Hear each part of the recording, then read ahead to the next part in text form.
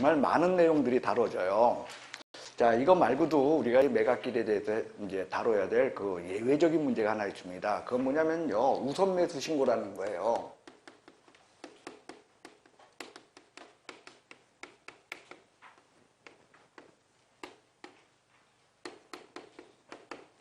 예, 우선 매수 신고는요, 매각길 전까지 하도록 되어 있어요. 그런데 이 우선 매수 신고를 할 수 있는 자가 이게 이제 경매에 관한 법을 갖다가 민사집행법이라고 이야기하는데, 민사집행법상 우선 매수 신고가 가능한 사람은요, 공유자예요. 그런데 다른 법에 의해서 우선 매수 신고가 가능한 사람도 있어요. 다른 법에 의해서 우선 매수 신고가 가능한 사람은 그 임대주택법상의 임차인이에요.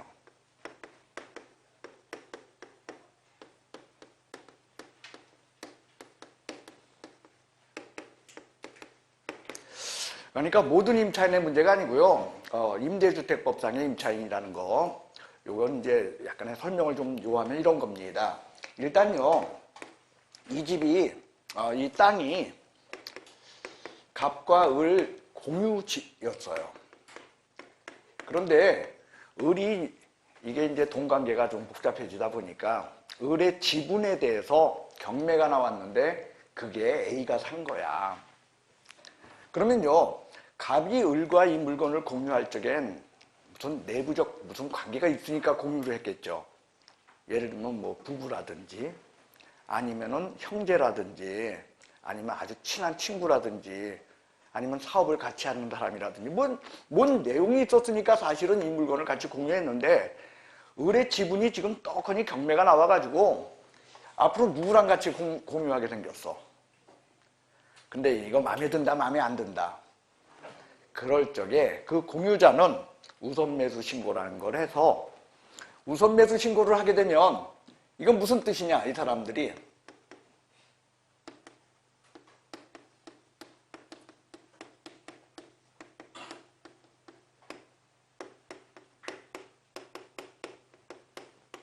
최고가로 신고된 금액으로 내가 사겠다, 그 뜻이요. 뭐로 내가 사겠다? 그러니까 얼마로? 3억 5천으로 지가 사겠다는 그런 뜻이 되는 거예요. 그러면 이 범위에서 최고가 신고인은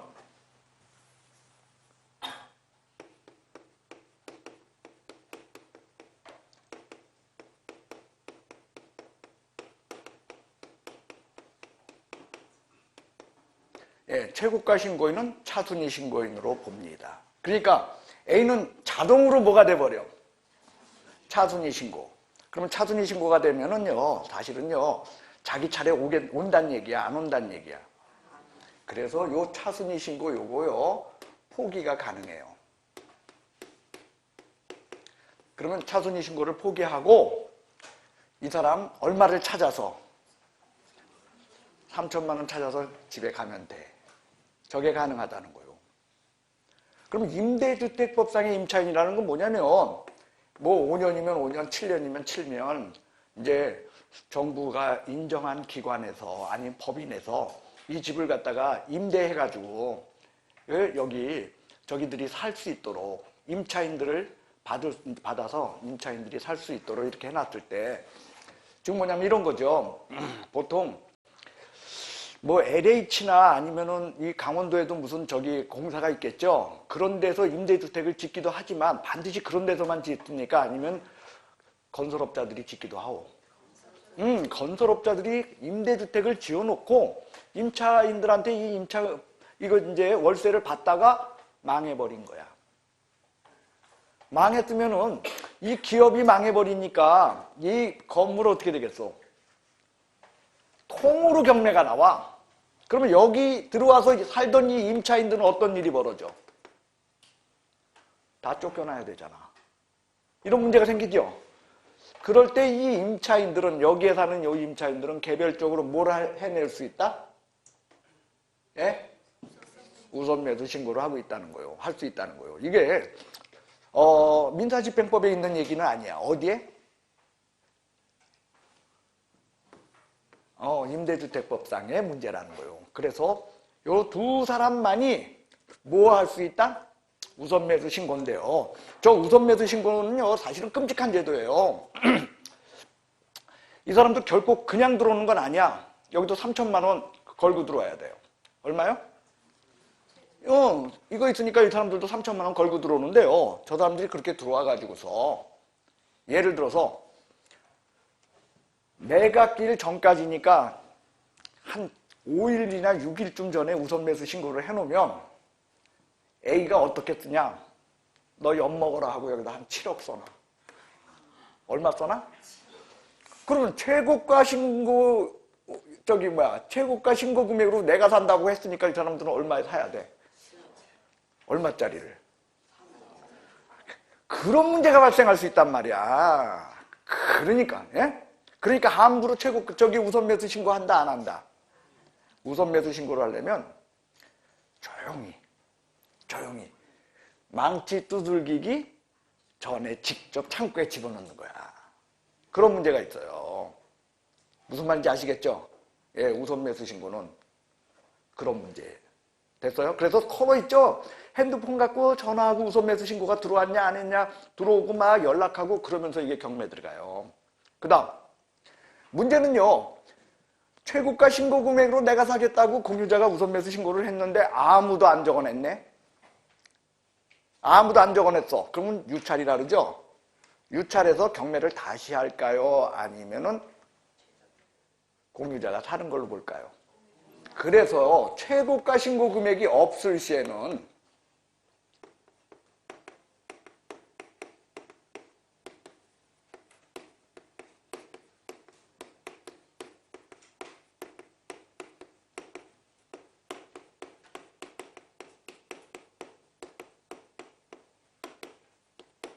최저 매각 대금을 최고가 신고 금액으로 본다야. 그러니까 얼마에 사는 거야?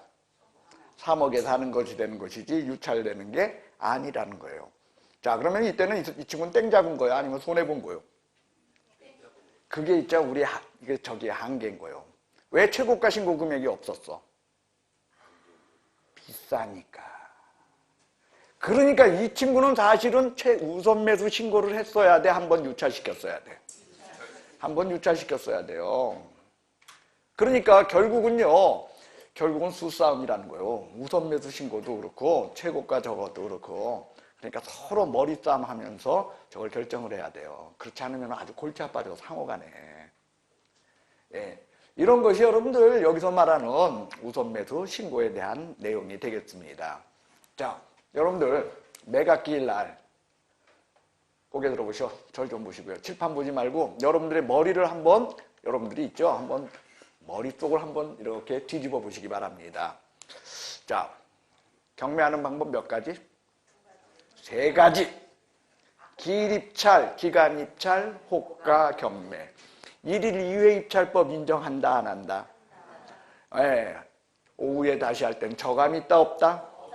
그래요. 매각기일 종료 선언을 하고 종료 선언을 중단하고.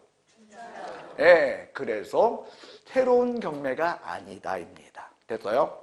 그 다음 자, 개찰이라는 건 최고가 신고 그리고 차순위 신고인을 결정하는 과정이야. 차순위 신고인 될 수 있는 사람은 어떤 사람? 최고 신고 금액에서 입찰보증금 뺀 액수보다 큰 금액을 쓴 자야. 됐어요? 그 다음 최고가 신고 입찰보증금은 얼마다? 최대 매각대금의 10분의 1이다. 그 다음 우선매수 신고제도가 인정된다, 안 된다? 우선매수 신고할 수 있는 사람은 누구요? 공유자, 임차인. 그렇게 외워주시고요. 이때 우선매수 신고가 됐으면 어떤 뜻이다? 무슨 금액으로 사겠다? 근데 최고가 금액이 없었어. 그럴 땐 최저 매각 대금을 최고가 신고 금액으로 본다. 여러분들은요, 이게 뭐 단순하게 이렇게 수업을 하니까 보이죠? 그러나 시험 문제에서 최저 매각 대금을 최고가 신고 금액으로 본다면 최저가 뭐고 최고가 뭐야? 이거 무슨 말이야? 저런 게 헷갈릴 수 있다는 거예요. 내용은 간단한 건데도 불구하고 낯설어. 예. 그래요. 그래서 최저 매각대금을 최고가 신고금액으로 본다. 여기까지예요. 그 다음 여기서 제일 중요한 거는 사실상 아직 안 했어요. 매각기일 날, 이날 A, B, C, D처럼 경매에 참여해서 물건을 살 수 있는 사람, 없는 사람, 그게 사실은 제일 중요한 문제예요. 자, 입찰, 즉 경매에 참여할 수 없는 자가 시험 문제예요. 자, 첫 번째로 채무자는 경매에 참여할 수 있을까요, 없을까요? 예? 그 돈 있으면 빚 갚아야지 어딜 들어와? 안 그렇소? 채무자는 경매에 참여할 수 없어요. 그러면 문제는 채무자의 가족은? 예? 나 때문에 경매 들어왔을 때 그 집에 대해서 우리 와이프가 들어가서 사는 거 된다 안 된다? 된다라는 거예요. 채무자 가족은 경매에 참여할 수 있어요. 됐어요? 그래요. 그 다음 물상보증인. 이물경매의 경우에는 채무자와 물상보증인이 달라질 수도 있었죠. 근데 물상보증인은 경매에 참여해서 지 집을 지가 사. 된다 안 된다? 아까 그랬죠. 물상보증인은 채무자다 아니다. 경매에 참여할 수 없는 자는 채무자만요. 채무자의 가족이나 물상보증인은 경매에 참여할 수 있다야. 채권자는 경매에 참여할 수 있나요, 없나요? 당연히 있죠. 채권자들은. 그러면 채권자 중에서 이 경매를 신청한 자, 경매를 신청한 사람, 이무경매든 강제경매든 그 경매 신청한 사람, 경매 신청하고 지가 들어가서 사. 된다 안 된다? 당연히 돼요. 채권자니까. 경매에 참여할 수 있어. 한마디로 누구만 못해? 채무자만 경매에 참여할 수 없다야. 첫 번째요. 됐어요? 두 번째, 경매에 참여할 수 없는 자는요, 이 경매 절차에 관여된 자는 경매에 참여할 수 없어요. 경매 절차에 관여된 자는요, 첫째로 최저 매각대금이라는 거, 이건 대충 잡은 거요, 아니면 감정평가시킨 거요? 감정인은 경매에 참여할 수 없어요. 두 번째로는요, 여기서 경매 절차를 갖다 전부를 진행하는 사람을 집행관이라고 해요. 뭐라고요? 예, 제일 중요한 사람 두 사람이 집행관과 감정인이에요. 그래서 이 사람들은 본인만 못 들어오는 게 아니라 친족까지 못 들어와. 누구까지 못 들어와요? 그러나 경매법원에서 일하는 사무원과 법관은 누구하고 누구요? 직원과 법관은 본인만 못 들어와. 자, 경매 절차에 관여한 사람은 4명이다. 첫째로 감정인, 그 다음에 집행관, 그 다음 법관, 그리고 사무직원들. 이 중에서 본인을 넘어서서 친족까지 못 듣는 사람은 누구야? 그래요. 그래서 법관 와이프들이 돈 제일 많잖아. 왜? 여기 법관은 못 들어와도 누군 들어오니까? 와이프들은 들어오니까. 맞출 수 있죠? 예, 친족까지 못 들어오는 사람은 둘이다. 집행관과 감정인. 그게 시험 문제예요. 그 다음에 세 번째로는요, 사실상 이걸 경매라는 용어를 써야 되는데 매각기일, 매각결정기일, 매각이라는 용어를 갖다가 선호를 해요. 왜 그러냐? 민사집행법은 경매를 사실행위인 경매, 즉 법률적 행위, 이걸로 보려고 하질 않고 이거를 매매 유사한 걸로 다루고자 해요. 그래 놓다 보니까 제한 능력자들 있죠. 우리가 그쵸, 뭐 무능력자 제도에 의한 그 제한 능력자들, 그러니까 미성년자, 피한정 후견인, 피성년 후견인, 이런 사람들은 경매에 참여할 수 없는 걸로 봅니다. 원래는요, 이 사람들이 경매에 참여 못할 이유는 없어요. 원래는. 왜? 이건 법률행위가 아니요. 법률행위가 아니기 때문에 없어. 그런데도 불구하고 법에 써놨어. 그래서 경매에 참여할 수 없다야. 그 다음, 이 경매에 관련된 범죄를 지은 사람들은요, 그러니까 민사집행법에 의해서 범죄 이제 실형 선고받고 뭐 이런 사람들은 2년간 경매에 참여할 수 없어요. 몇 년이요? 전년이요, 2년이요? 이거는요, 요 2년은요, 매수신청 대리인 등록에서 매수신청 대리인 등록을 할 수 없는 사람도 경매 관련 범죄자 2년이에요.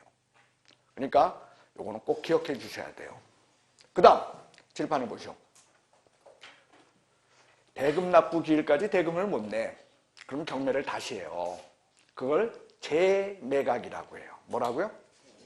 그러면 경매를 왜 다시 하는 거예요? 재매각은 왜 생기는 거야? 돈을? 근데 재매각이 있었을 때 돈 못 내서 경매를 다시 하게 만들었던 전 경락인은 재매각에서 다시 들어가서 물건을 살 수 있을까요? 이제는 안 될까요? 그래요. 재매각에 있어서의 전 경락인은 경매에 참여할 수 없습니다. 이게 여러분들 경매에 참여할 수 없는 자야. 자, 고개 들어보세요. 경매에 참여할 수 없는 자, 채무자 참여한다 못한다. 가족, 그래요. 물상고 증인, 채권자, 채무자만 못해요. 됐어요? 두 번째로 경매 관련된 자들, 집행관과 감정인은 못하는데 누구까지? 법관과 직원은 본인만. 그죠? 그 다음 행위 무능력자, 즉 제한 능력자들은 그래요. 그 다음 재매각에 있어서 전 경락인 경매에 참여할 수 없다. 그 다음에 경매 관련 범죄자 몇 년 동안? 그게 다야. 그게 여러분들 여기요 매각기일 날 이루어지는 내용으로서 여기서 다뤄지는 문제입니다. 됐어요? 그 다음 문제는요, 이 매각기를 열어가지고 매각대금 3억으로다가 경매를 시작했는데 아무도 안 써냈어. 뭐라고요? 아무도 안 써냈어. 그럼 경매 어떻게 해야 돼? 그래요. 다시 해야 돼. 그럼 다시면 어디부터 다시 할까요? 경매 신청부터 다시 하는 거야? 아니면 등기부터 다시 하는 거야? 아니면 배당 요구 종기결정 공고를 다시 내는 거요? 아니면 매각기일, 매각결정기일을 다시 지정하는 걸까요? 일로 넘어가는 거야.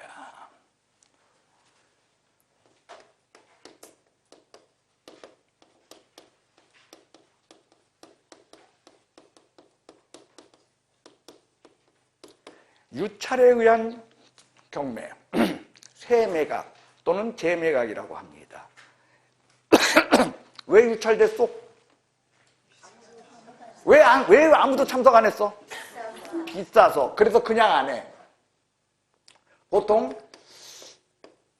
20%에서 30%예요. 근데 10%에서 30%라고 써도 상관없어요.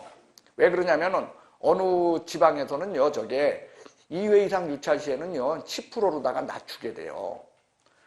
예, 그리고 원래는 20%가 원칙이요. 얼마가 원칙이요?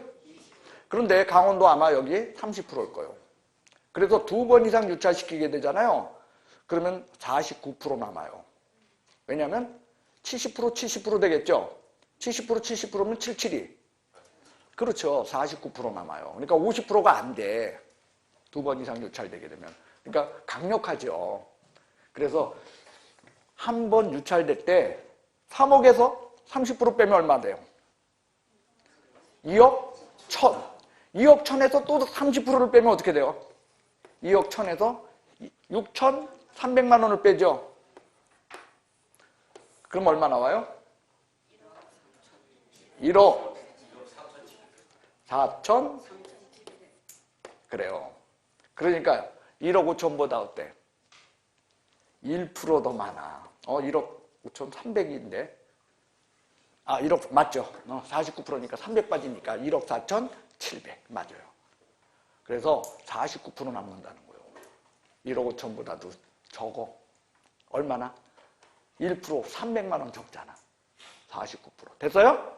예, 이렇게 이루어집니다. 그래서 요거 기억해 주시기 바랍니다. 그 다음 이제 매각 결정기일이요. 매각 결정기일은 매각기일이 있고 나서 며칠? 일주일 이내인데 그냥 법은 어떻게 한다고요? 관행은 그냥 7일 잡아줘. 그래서 7일 뒤에 뭐가 열려? 매각 결정기일이 열리는데 매각 결정기일은 뭐 하는 거냐?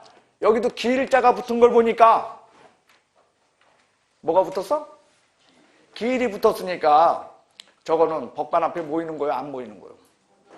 법관 앞에 모여서 설왕설래 자기 주장하는 거예요. 이 경매 잘못됐다. 이거 무효다.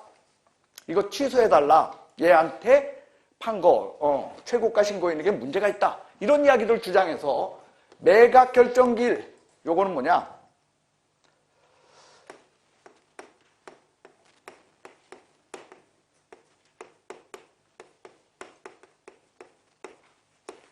매각 허부 결정을 내리는 거예요. 뭘 내려요? 매각 허가한다, 매각 불허가 한다 결정을 내려서 여기서 매각 결정기일 날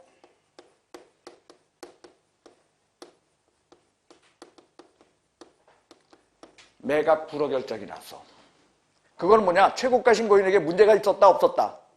있었어. 왜? 최고가 신고인이 보니까 위장한 사람이야. 실제로는 누구냐? 채무자가 제3자를 내세워서 지가 산 거야. 그러면 이거 문제가 있죠? 그러니까 그때는 매각 불허가 결정이 나와. 그러니까 매각 불허가 결정이면 경매를 어떻게 해야 돼? 다시 해야 돼. 어느 날로 돌아갈까요?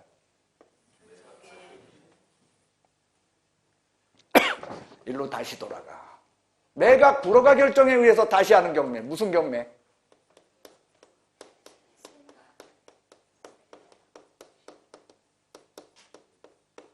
이것도 세매각이요. 신경매야. 단 저감이 있다 없다? 저감이 없어요. 이건. 그러니까 시험 문제에 세매각 시에는 반드시 가격을 저감한다라고 시험에 나오면 맞다 틀리다. 그래요. 유찰에 의한 세매각의 경우에는요 가격 저감이 있지만 매각 불허가 결정에 의한 세매각의 경우에는 가격 저감이 있다 없다? 반면에 여러분들 아까요 대금 납부 기일까지 대금을 못 내. 그래서 경매 다시 해. 이건 무슨 경매?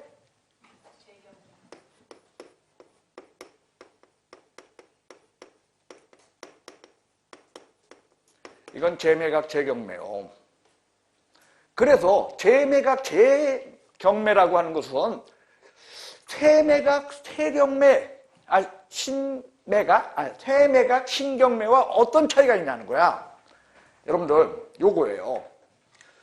요게 이제 7일인데요. 요 7일 기간이 또 지나면은요, 그때 비로소 매각이 확정돼요.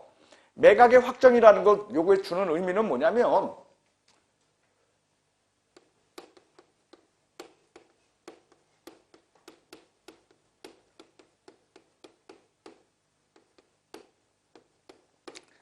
경락인 매수인이 확정되는 거예요.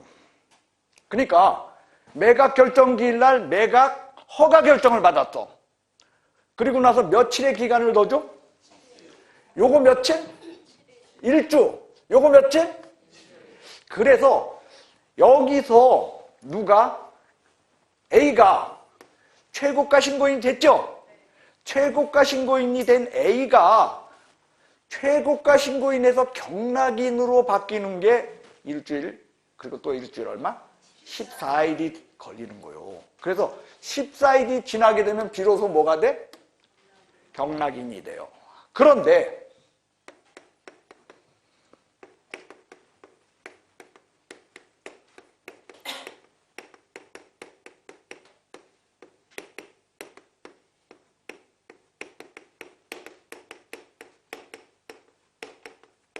경락인, 매수인이 없어서 경매를 다시 한다? 그게 세매각인 거예요. 근데 경락인은 있었는데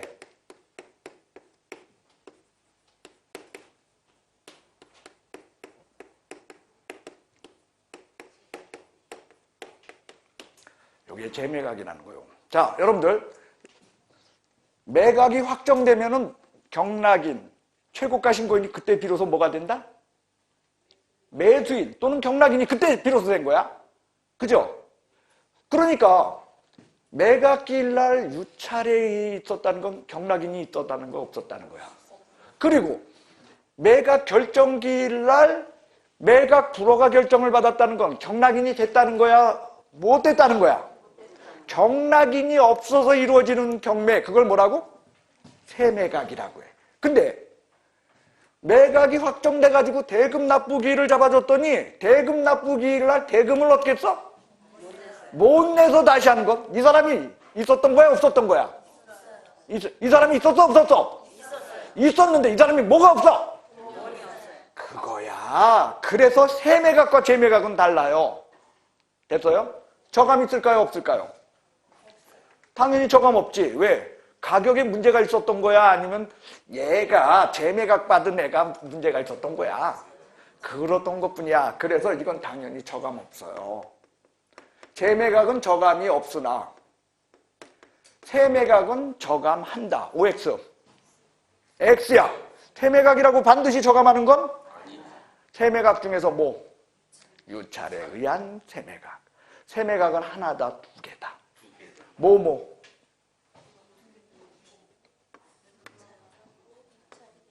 됐어요? 그게 여러분들 요 이야기입니다. 됐죠? 그 다음. 자, 매각의 이제 결정 기일에 관한 문제로 매각 허브 결정을 한다 그랬죠? 근데요, 그 중에, 경매에 관한 문제 중에서 제일 만만한 게 이거야. 그래서 아무 때나 저기다 갖다 붙여. 매각 결정기일 어쩌고저쩌고. 어쩌고저쩌고 매각 결정기일. 다 틀려. 매각 결정기일이라는 이야기가 나오면 일단 다 틀린 걸로 봐. 매각 결정기일이 나왔을 때 맞는 건 딱 두 개밖에 없어. 매각 결정기일은요,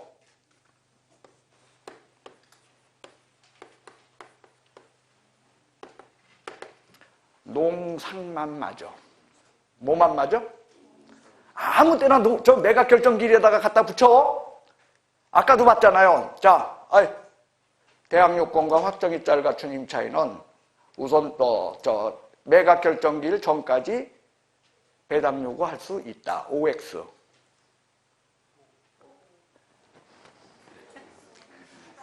배당 요구는 항상 언제까지? 배당 요구 종기일까지밖에 못해. 그런 것도 매각 결정기일 전까지 배당 요구할 수 있대. OX. 왜 실망시키시오? 응? 그래요. 배당 요구 종기일. 그러니까 결국은 뭐냐? 끝나고 또 해야 돼. 자, 그래서 매각 결정기일과 연결되는 건 농상인데 이게 뭐냐? 농은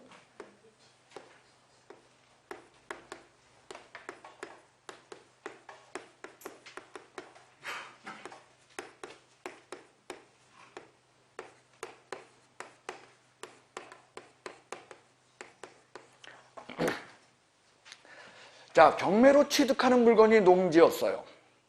경매로 취득하는 물건이 뭐요?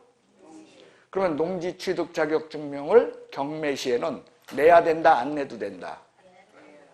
예? 그럼 언제까지 내냐는 거예요? 매각 결정기일 전까지야. 그 다음, 경매에 아까 채권자들은 경매에 참여할 수 있다, 없다? 있다 그랬죠. 채권자가 경매에 참여해서 최고가 신고인이 됐어요. 그러면 대금을 납부할 적에 대금을 전액을 내고 자기가 배당받을 몫을 여기서 찾아야 돼? 아니면 자기가 배당받을 몫을 빼고 대금을 납부해도 돼? 빼고 한다. 그게 뭐야? 그 상계 신청 언제까지 할까요? 예, 매각 결정기일 끝나기 전까지야, 그건. 근데 끝나기 전까지를 갖다가 이쪽 고쳐서 매각기일 전까지로 시험에 내는 건 못 봤어, 내가. 그러니까 여러분들은 무조건 매각 결정기일 하면 뭐뭐? 네, 농지 취득 자격 증명, 상계 신청 저 두 가지 외워주세요. 됐어요? 자, 이 농지증에 대한 문제를 한번 논해 봅시다. 절 좀 보시오. 토지거래 허가 지역 내의 농지였어요. 어느 지역 내 농지요? 그러면 토지거래 허가를 받았을 때는 농지증을 다시 내야 된다, 안 내도 된다? 예, 안 내도 돼요. 왜 그러냐? 토지거래 허가를 해줄 적에는요, 그것이 농지라면 그자가 농지를 취득할 수 있는가 여부까지 확인하고 토지거래 허가를 해주도록 돼 있어요. 그러니까 토지거래 허가 지역 내 농지에서 토지거래 허가를 받았다는 건 농지를 취득할 수 있는 자격이 입증된 거요, 안 된 거요? 된 거예요. 공무원이 토지거래 허가 지역 내 농지일 때는 뭐까지 하고 농지를 취득할 수 있는가 여부까지 확인하고 농지 취득 자격 증명을 토지거래를 해줬으니까. 그래서 별도로 농지 취득 자격 증명을 요하지 않습니다. 근데요, 토지거래 허가 지역 내에 농지가 경매가 나왔어. 그러면 토지거래 허가를 요할까요? 요하지 않을까요? 예. 여러분들 토지거래 허가의 목적은 뭐냐? 지가상승 투기 억제하기 위한 거예요. 뭐하고 뭐 억제? 지가상승과 투기. 근데 경매 나온 물건은 지가상승하고 연결되어 있는 거야? 아니면 오죽하면 경매 나왔겠어. 그리고 비싸게 팔려? 아니야. 그래서 경매 시에는 토지거래 허가를 요하지 않아요. 근데 그 토지거래 허가 지역 내 농지가 경매 나왔다면 토지거래 허가를 요하지 않으니까 뭐는 필요하겠어? 농지증은 필요하다는 거예요. 됐어요? 그래서 시험 문제야. 다시 한번 써볼게요.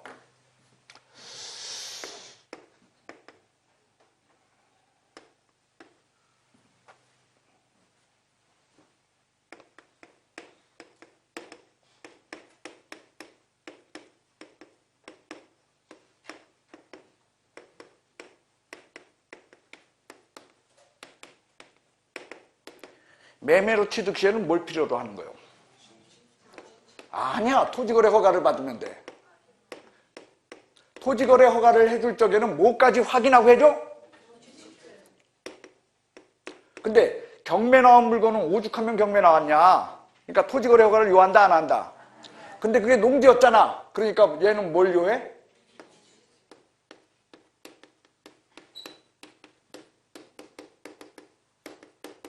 이걸 요한다는 거예요. 두 개를 구별해달라는 거예요. 됐어요? 그 다음 농지증을 필요로 하는 경우는요. 여러분들 이렇게 외워주세요.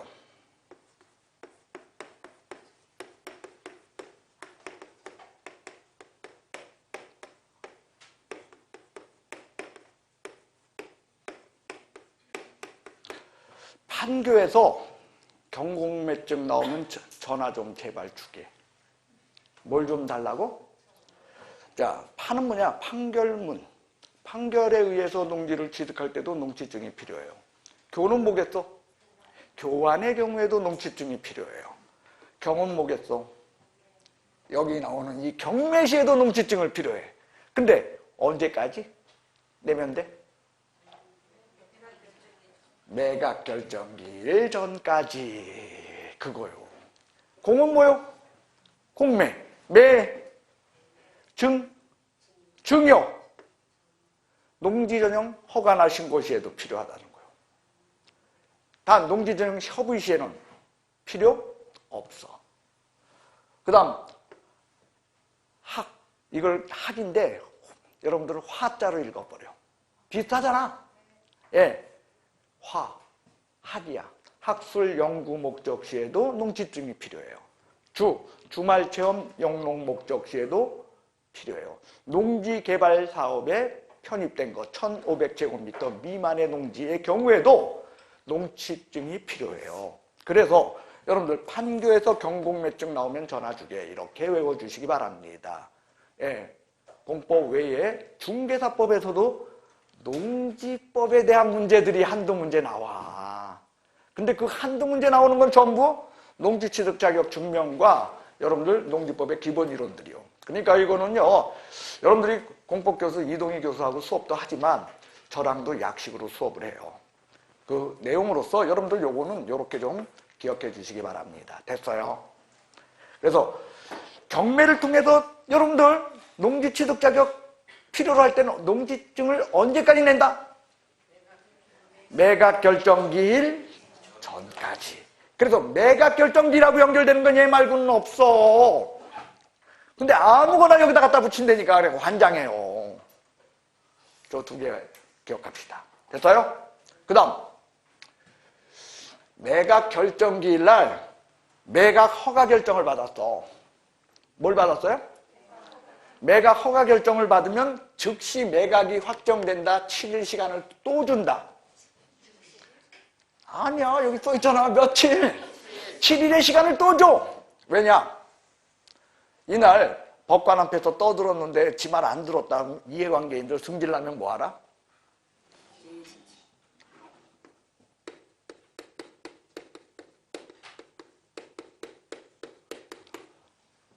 억울하면 고소하라는 거요. 뭐라고? 억울하면 고소. 예, 즉시 항고 기간이에요. 저게 소를 제기할 수 있도록 기간을 주는 거야. 그래서 7일이 아무 일 없이 무사히 지나가야 그때 비로소 어떻게 돼? 매각이 확정돼요. 매각이 확정됐다는 건 누가? 최고가 신고인이 비로소 이제 뭐로 바뀐다? 경락인 매수인이 되는 거요. 됐어요? 무슨 말인지 아시겠죠? 이때요, 7일 즉시 항고 기간에 못 참고 누군가가 소를 제기했어. 그러면 경매 절차는 여기서 중단돼요. 그리고 뭐로 넘어갈까요? 소송 절차로 넘어가는 거예요. 그래서 결국 이 7일이라는 즉시 항고 기간을 이용해가지고 못 먹는 감 찔러나 본다고 소를 남발하다 보면은 그 집에 임차인이나 대항력을 이룬 임차인이나 아니면 저 채무자가 오래오래 버티면서 살 수 있을 거 아니야. 그죠? 같지가 않아. 경매 절차 느린데 소 한 번 하면 한 6개월씩 연장되잖아. 그러면서 기간을 질질 끌 수 있겠죠. 그래서 남소 방지용으로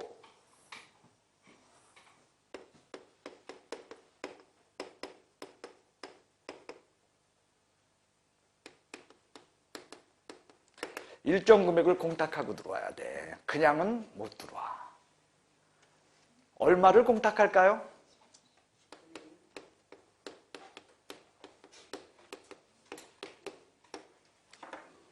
10분의 1은 맞는데 최저 매각대금의 10분의 1, 매각대금의 10분의 1. 여기 보시오. 얼마의 10분의 1? 입찰보증금하고 여기요, 여기. 그죠? 예, 공탁보증금. 두 개가 시험 문제야. 그러니까 얘는 얼마 걸고 들어와야 돼? 그러니까 매각대금 10분의 1이니까 얼마 걸고? 3,500 걸고 들어와. 그래가지고 기각 판결 받죠? 기각이라는 걸 이겼다는 거야, 졌다는 거야? 채무자가 소송을 했을 때는 몰수해버려요. 그리고 이해관계인들이 했을 때는 법정이자 빼고 줘요.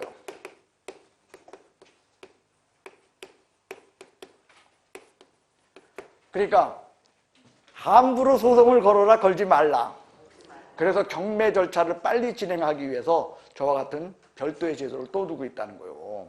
함부로 하지 말라는 거예요. 자, 이때 소송할 때 공탁금 얼마 걸린다? 저거 최저 매각대금으로 둔갑해요. 근데 최저 매각대금이다. 매각대금의 10분의 1이다. 매각대금의 10분의 1 공탁하고 들어옵니다.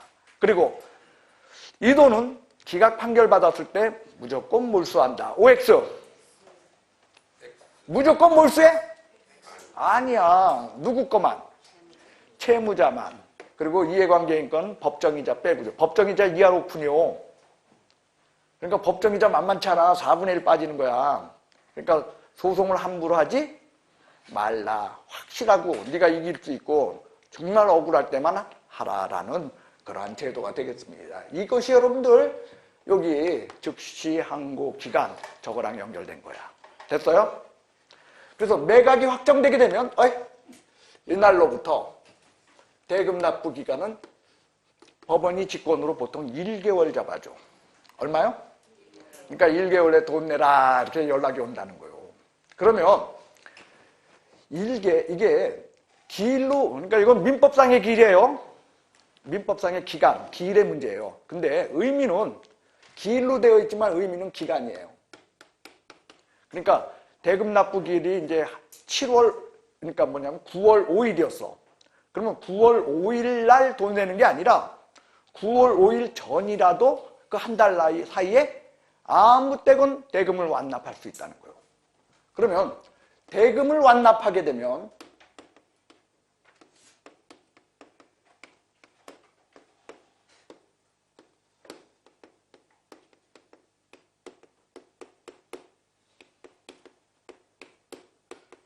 확정적으로 소유권을 취득하게 된다는 거예요.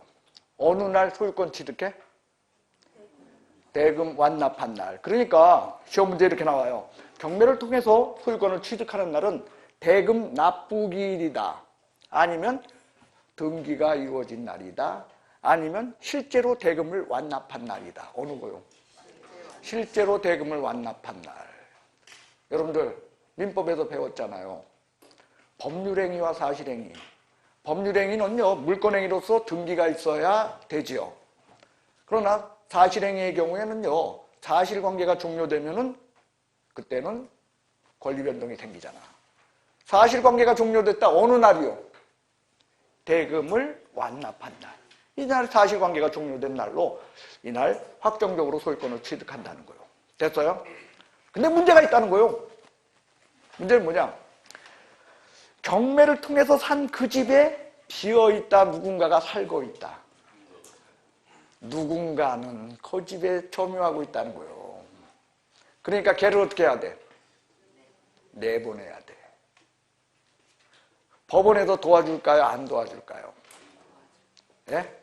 안 도와줘. 그래서 경매의 경우에는요, 명도 책임이 누구에게 있다? 법원에서 안 도와주니까 누구에게 있어? 경락인. 경락인에게 명도 책임이 있어요. 그러니까 찾아가서 어떻게 해야 돼? 그 집 살고 있는 사람한테 잘 구슬려야 돼. 예, 그러면 잘 구슬리는 게 말로만 될까요? 아니면 뭐 좀 그래도 좀 이사 대금이라도 좀 지불해 주면서 좀 또 돈 문제, 금전적 어떤 문제가 또 발생할까요? 예, 금전적인 문제가 또 발생하게 되겠죠. 근데 문제는 잘 가서 얘기를 했는데 들은 퉁만퉁이야. 그러면 어떻게 해야 될까요? 그때는 법원의 힘을 빌려야 돼요. 그게 뭐다? 인도명령, 명도소송 제도예요. 그럼 인도명령은 뭐냐? 자,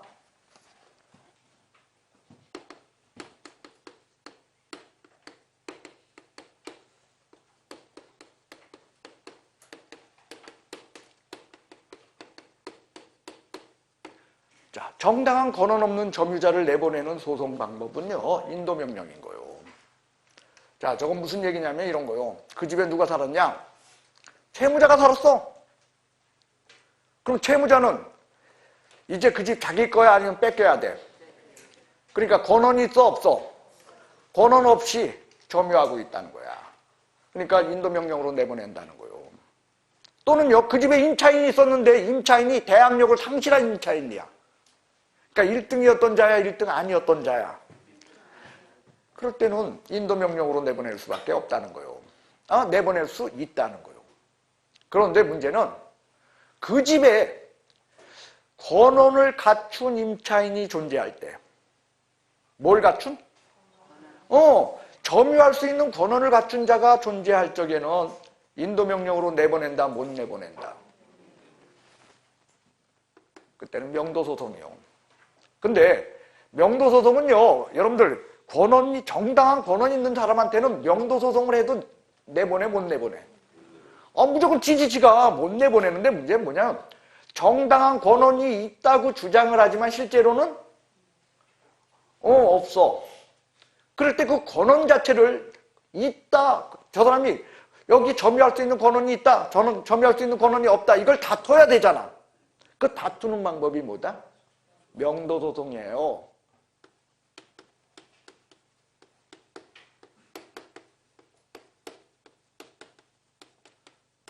그러니까 무슨 얘기냐면 이거야. 1등인 대항력 있는 임차인이 있어. 근데 나중에 보니까 이게 있잖아, 위장 전입된 거야. 그러면 위장 전입됐다는 것을 갖다 입증해가지고서 이 권한이 있는 것처럼 보이는 것을 깨뜨릴 수 있죠. 그때는 뭘로 한다? 명도소송일 수밖에 없다는 거야. 왜? 권원 자체를 다투는 문제니까. 됐어요? 그래서 저 명도소송은 경매에서만의 문제야? 아니면 일반 매매에서도 다 명도소송의 문제야? 다 명도소송이야. 명도라는 게 뭐요? 밟을 명자에 건넬 도자야. 완전히 내 걸로 물건을 건네받는다. 그거요. 완전히 내 걸로 물건을 건네받는 그 명도의 문제라는 거요. 이럴 때 저렇게 누군가가 갖고 있으면 저 명도 받는 게 그렇게 힘든 거요. 그리고 이 정당한 권한 없는 점유자, 그리고 이 권한 자체를 다툴 때 해서 보통 명도소송은요, 점유권 주장하는 자들. 민법에서 요새 점유권 인정해야 안 해요. 부동산에 대한 점유권을 인정 안 해요. 거의. 하지만 점유자가 자기가 점유권 있다고 제가 지금 점유권 얘기했나요? 유치권. 부동산에 대한 유치권. 유치권자는요, 보통 부동산에 대한 유치권은요, 판례가 아주 부정적이에요. 그런데도 불구하고 유치권이 있다라고 주장할 적에는요, 할 수 없이 어떻게 해야 돼? 이 사람도, 유치권 주장하는 사람도 자기가 질 거 알아, 몰라? 알아. 알아도 뭐해? 유치권이 있다고 뗐어. 뭐 있다고? 유치권이 있다고 뭐 이거 다 서류 만들어 놓고 뗐어. 그러면 어떻게 해야 돼? 명도소송 해야 돼. 명도소송 하려면 누구 사와? 변호사 사야 돼. 그럼 돈도 없어지잖아. 그래가지고 소송해가지고 얼굴 붉히가면서 그렇게 할래? 차라리 얼마 먹고 떨어져 할래? 그래서 무조건 법에서 유치권을 인정하든 안 하든 간에 주장부터 하고 봐요. 유치권이 제일 문제예요, 사실은. 그때는 명도소송의 문제입니다. 지금 뭐 이런 것들이 귀에 들리나요? 예? 부동산 유치권이니 뭐 이런 것들 안 들리죠? 네. 어쨌든 인도명령 명도소송인데 이 인도명령은요 6월 이내에 해야 돼요. 몇 개월 이내요? 어느 날로부터? 예? 그렇죠. 어디 갔어? 대금 완납한 요 날을 기준으로 6개월 이내. 그래서 우물거리다가 저 인도명령 할 수 있는 기간을 또 놓치면 가서 좀 나가주시오 이렇게 합의 보려고 하다가 또 놓치고 그리고 또 뭐 가가지고 또 하다가 하면서 저 인도명령 하는 날짜를 놓치면은 결국은 또 뭐 해야 돼? 명도소송해야 돼요. 그러기 때문에 경매로 물건 받았을 때는 이게 제일 문제고 여러분들 시험 문제는 더 문제되는 건요 이거야. 매수신청 대리인 등록을 한 개업공인중개사는요 즉 경매 이 절차를 갖다 대신해 주겠다는 거예요. 그 등록을 한 개업공인중개사가 다른 것들은 다 대신해 줄 수 있을지 몰라도 이거 못해.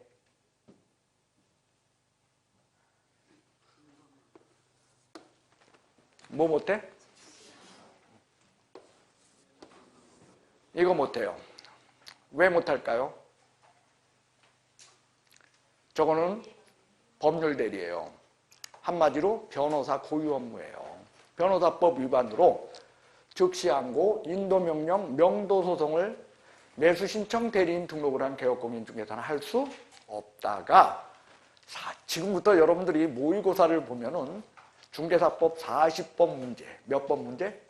40번 문제에 아마 7월 달까지는 걔가 답이야. 40번 문제는 다음 중 매수신청 대리인 등록을 한 개업공인중개사가 할 수 없는 일을 하면 무조건 뭐가 답이야? 인도명령, 명도소송 즉시항고. 얘가 답이야. 왜? 무슨 법 위반? 변호사법 위반으로 요거는 할 수 없다. 개업공인중개사가 다른 건 다 대신해 줄 망정 인도명령, 명도소송 그리고 즉시항고 한다 못한다? 예, 여기까지가 경매 절차적 측면이요. 자, 머릿속에 얼마나 있어?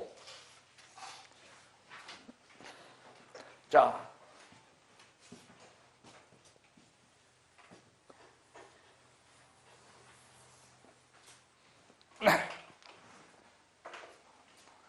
고개 숙이면 안 돼요. 다 고개 들어보셔. 예견되지 않은 경매. 예견되지 않은 경매. 무슨 경매? 예, 감사합니다. 예견된 경매.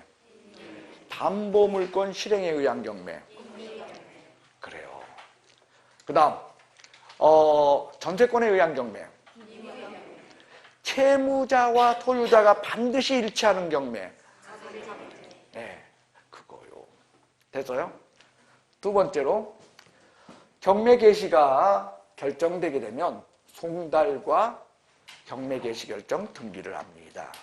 두 개 중에서 먼저 이루어진 것에 의해서 무슨 효력이 생긴다? 압류로서의 효력이 생깁니다. 그래요. 그 다음 송달은 경매의 무슨 요건? 무효요건, 유효요건? 유효요건이요. 네, 송달이 있어야 비로소 경매가 유효하다는 거예요.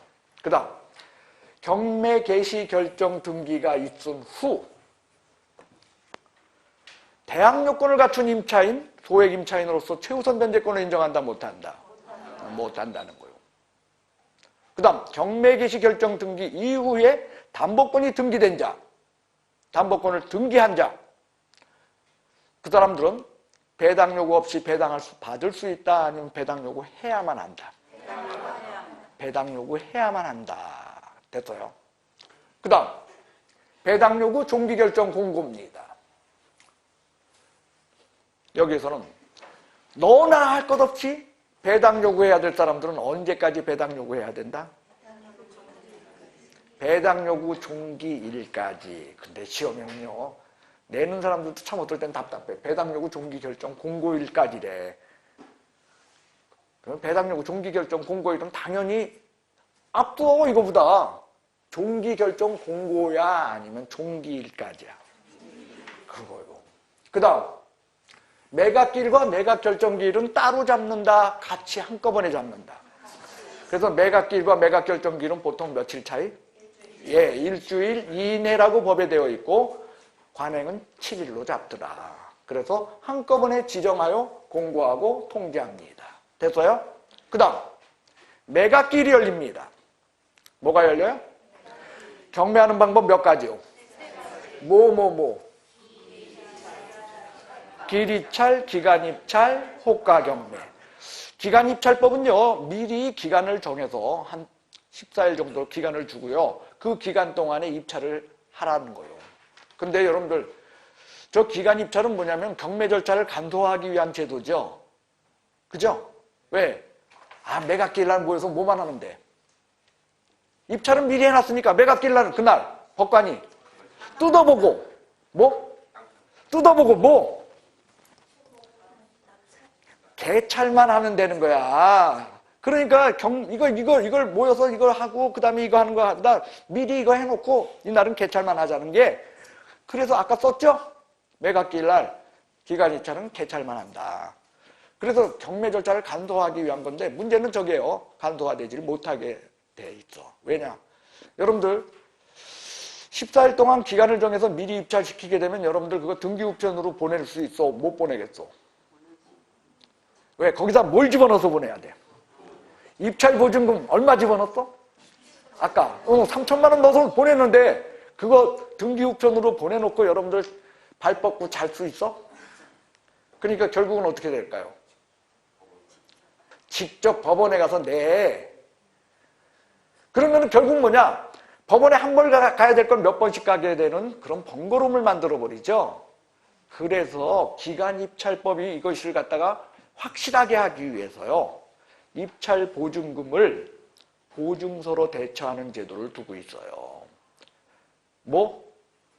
3천만 원짜리 보증서 집어넣으면 그거 잊어버리면 돈 잃어버린 거야? 그건 아니야.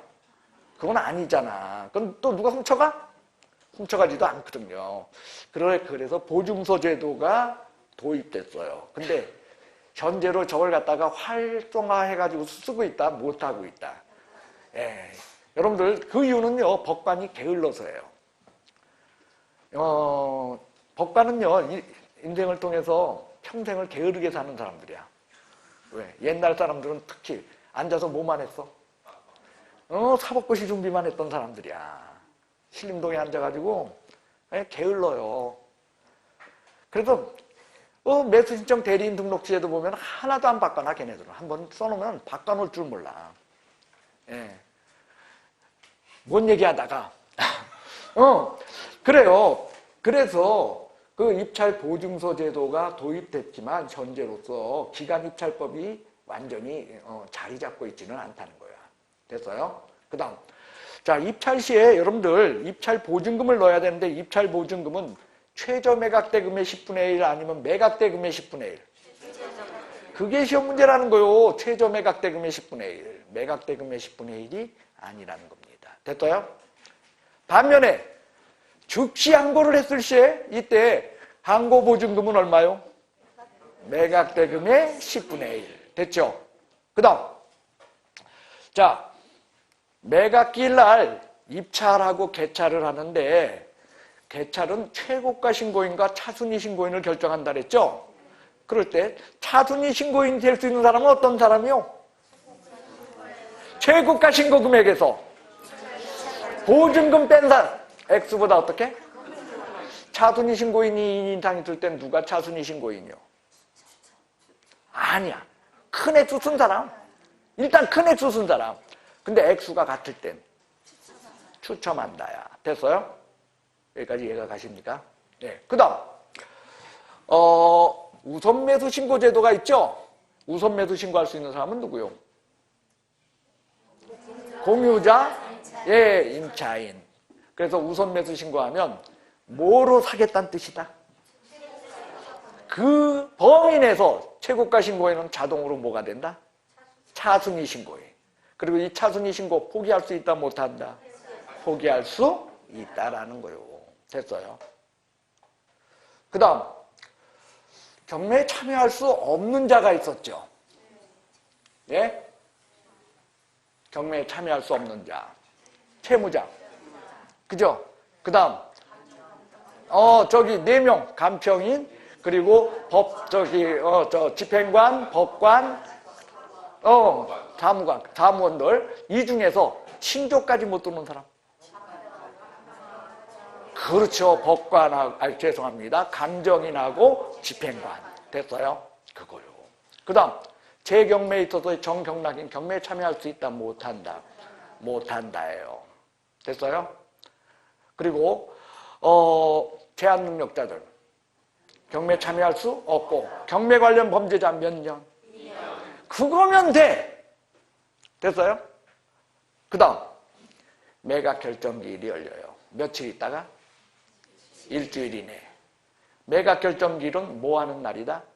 경매를 허가한다, 불허가한다. 매각 허브 결정을 해요. 그죠? 그래서 여기 매각 결정기일과 연결된 건 딱 두 가지야, 두 가지. 농지취득 자격증명, 상계신청. 농지취득 자격증명, 상계신청. 기억하시기 바랍니다. 그거 말고는 없어. 됐죠? 그 다음.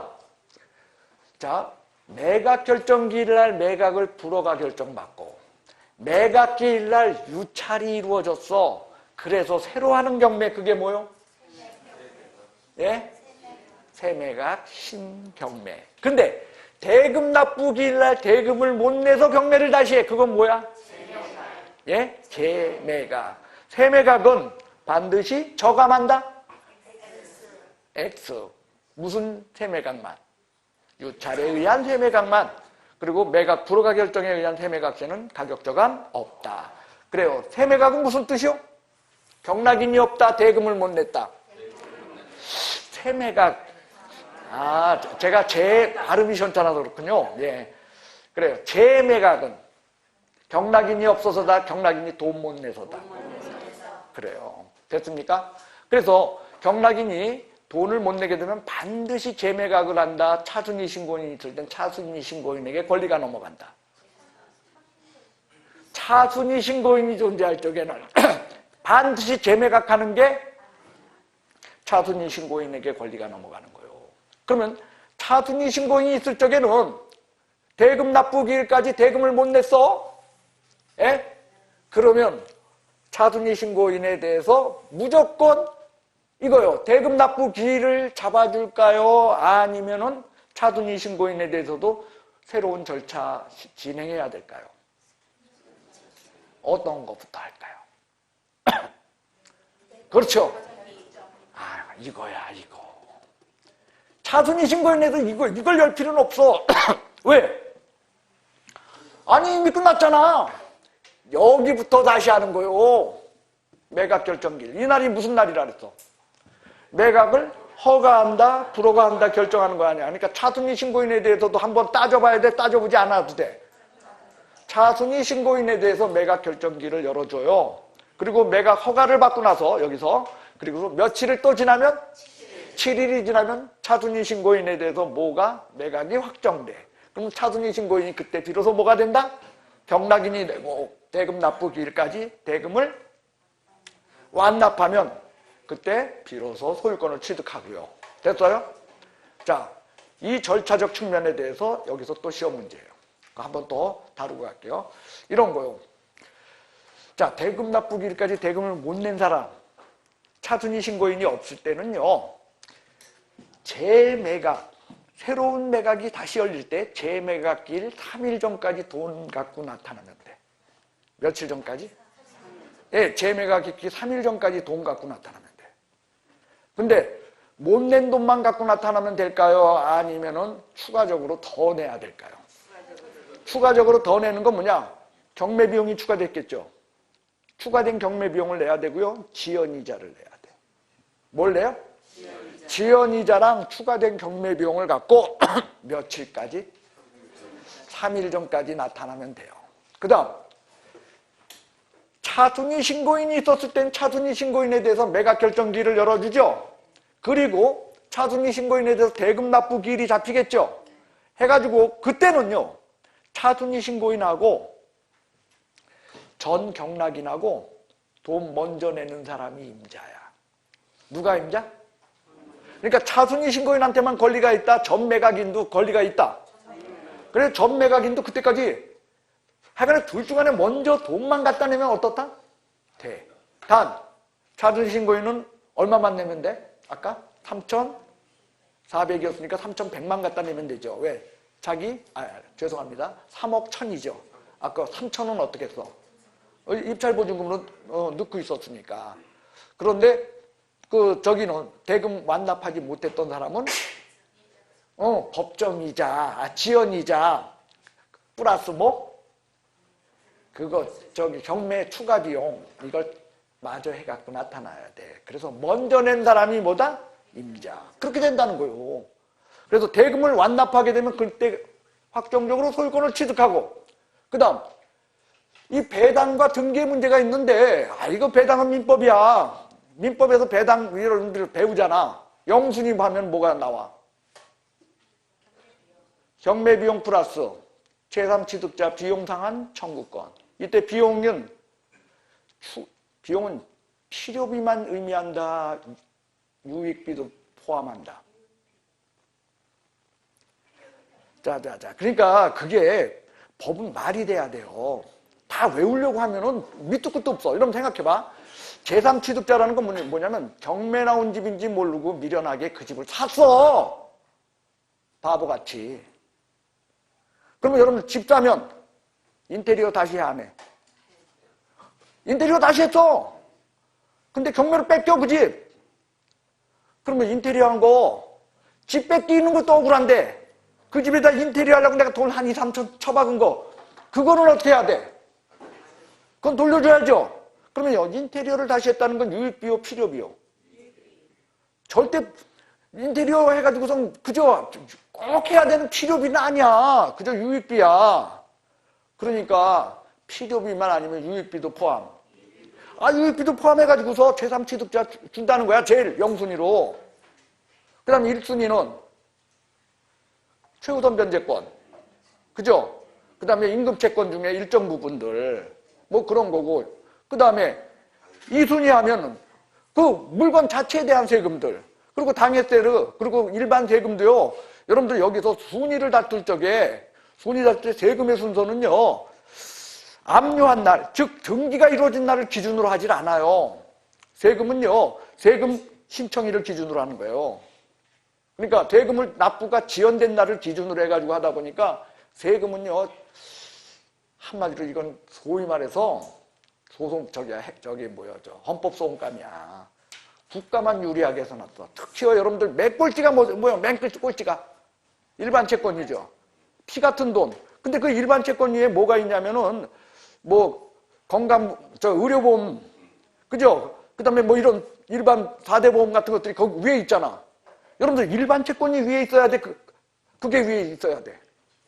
남의 피 같은 돈 그게 위에 있어야지 어떻게 그런 것들이 위에 있어. 다 헌법 소원하면 다 이거 저기 무너질 것들인데 그냥 놔두고 있어요. 예, 이런 것들 자체가 내가 볼 때는요. 국가가 너무 불필요. 여러분들 의료보험 못 낸 거하고 생각해봐. 남의 돈 쓴 거하고 어떤 게 더 중요한 거야? 그걸 줘야지 글쎄. 의료보험 못 낸다고 그걸. 말도 안 되죠. 이런 것들이. 어쨌든 그렇게 돼 있어. 그래서 그거는 민법을 통해서 외워요. 그리고 여기 등기는 뭐에 의한 등기야? 촉탁에 의한 등기요. 등기 신청 따로 한다 안 한다? 그럼 법원에서 해줘. 촉탁에 의한 등기니까 등기료 낸다 안 낸다? 네. 그러면서 다 또 돈 찾아가요. 국가가 어떤 건데 등기는 네. 하지만 촉탁에 의해서 저절로 등기까지 다 끝내줘요. 한마디로 미등기 인정 못하겠다는 뜻이죠. 돈은 일은 내가 해줄 테니까 돈은 네가 내라야. 그러니까 경매에 나온 물건을 샀을 적에는 미등기일 수가 없게 돼요. 촉탁에 의한 등기가 이루어지니까. 그리고 인도명령과 명도소송인데 인도명령은 정당한 권한 없는 점유자를 대상으로 한다. 명도소송은 권한 자체를 다툴 때 한다. 그리고 이때 인도명령 명도소송 즉시항고 이거는 매수신청 대리인 등록을 한 개업공인중개사가 할 수 있다 못한다. 예, 할 수 없다라는 거요. 됐어요? 그 다음 여러분들 여기 즉시항고할 때 그죠? 공탁보증금 얼마였어? 예? 그거 좀 해. 여러분들 경매 알아 몰라? 알아 몰라? 몰라요? 예. 경매 절차는 이게 다예요. 이런 내용들로서 여러분들을 괴롭히고 있어요. 하지만 여러분들이 모르는 게 아니에요. 다 알거든요. 문제는 용어가 더러워. 그 말이 그 말 같아. 매각길 뭔지 알아? 매각 결정길이 뭔지 떠올라야 되는데 그게 안 떠오르거든. 그런 것뿐이지 어렵다 아니면 되게 쉽다. 자, 여기까지 경매 절차 본 거요. 일단요 10분 쉬고 10분 쉬고요. 우리 오늘 저기 수업은요 1시 반까지는 해야 될 것 같으네요. 죄송합니다. 잠깐 쉬도록 하겠습니다.